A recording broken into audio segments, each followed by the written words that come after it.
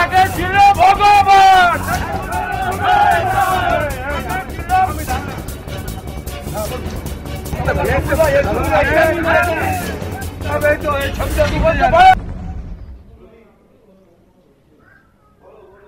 Supreme কোর্টের রায়ের পরে তমলুকে আবির খেলে মিষ্টি খেয়ে আনন্দে মাতলেন শিক্ষকরা।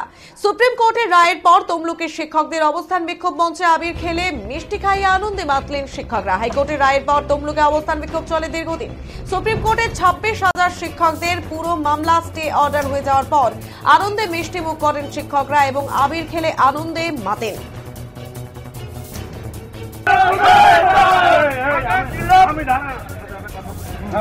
আমরা এই যে বিজেপি রাজনৈতিক দ্বারা প্রভাবিত করে বিচার ব্যবস্থার একটা অংশকে প্রভাবিত করে সামাজিক অস্থিরতা তৈরি করার জন্য 26,000 আমাদের সহকর্মীদের চাকরি বাতিল করেছিল।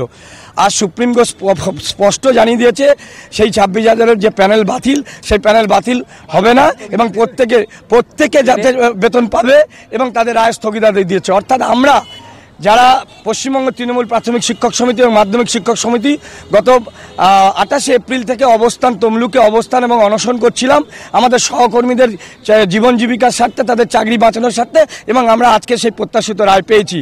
এই অভিজিৎ গঙ্গোপাধ্যায় যে বিচারকের নামে প্রতারক, আজকে শয়তান প্রমাণ হয়ে গেছে গোটা বাংলা তথা দেশবাসীর কাছে।